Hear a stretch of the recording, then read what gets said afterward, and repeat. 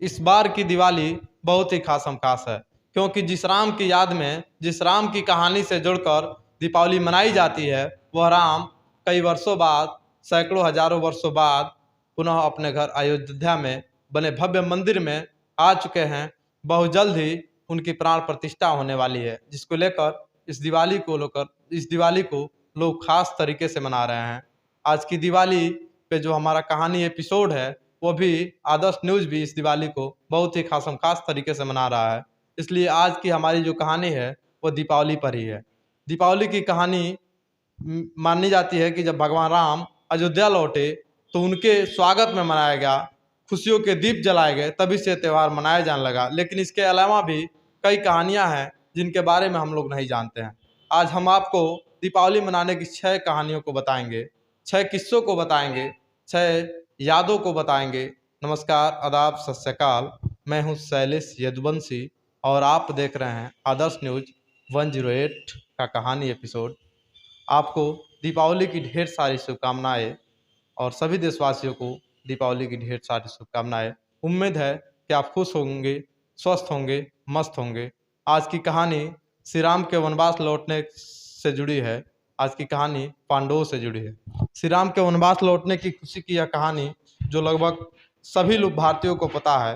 कहा जाता है कि मंथरा की बातों में आकर कैकेयी ने दशरथ से राम को वनवास भेजने का वचन मांग लिया। इसके बाद श्री राम को वनवास जाना पड़ा। 14 वर्षों बाद जब वनवास से राम, सीता और लक्ष्मण एक साथ लौटे तो पूरे अयोध्या के जो वासी थे उनके स्वागत में दीप जलाए, उनका भव्य स्वागत किया, तभी से दीपावली मनाई जाने लगी। लेकिन इसके पीछे एक और कहानी है। दीपावली मनाने के पीछे एक और कहानी है जो पांडवों से जुड़ी है। महाभारत काल में कौरवों ने शकुनी मामा की मदद से शतरंज का एक ऐसा चाल खेला कि पांडवों को हराकर छल पूर्वक उनका सब कुछ ले लिया। उन्हें राज्य छोड़कर 13 वर्ष के लिए वनवास जाना पड़ा। कार्तिक अमावस्या के दिन 5 पांडव युधिष्ठिर, भीम, अर्जुन, नकुल और सहदेव 13 वर्ष का वनवास पूरा कर अपने राज्य लौटे।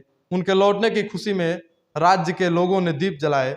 माना जाता है कि तभी से कार्तिक अमावस्या को दीपावली मनाई जाने लगी। तो ही इस एक और कहानी है जो के राज्याभिषेक से जुड़ी है। राजा विक्रमादित्य प्राचीन भारत के महान सम्राट थे। वैसे तो राजा विक्रमादित्य की कई कहानियां हैं जो इतिहास में भी पढ़ाई जाती हैं और हम सभी को बताई जाती हैं, लेकिन उनकी एक कहानी जो दीपावली से जुड़ी है और अनसुनी है, वह कहानी है कि जो राजा विक्रमादित्य थे वो एक आदर्श राजा थे। उनके शासन काल में जो भी जनता होती थी, सब खुश रहते थे। बाघ और बकरी घाट पर पानी पीते थे।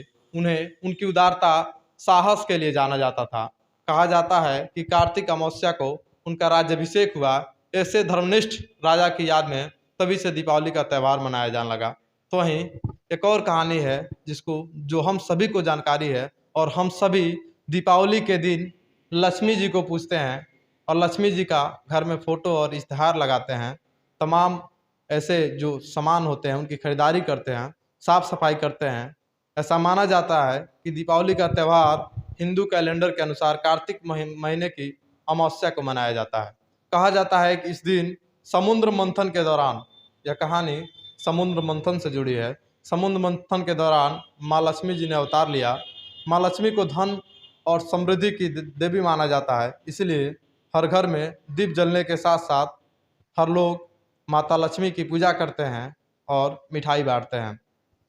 एक और कहानी है जो सिख संप्रदाय के लोग हैं उनसे जुड़ी हुई।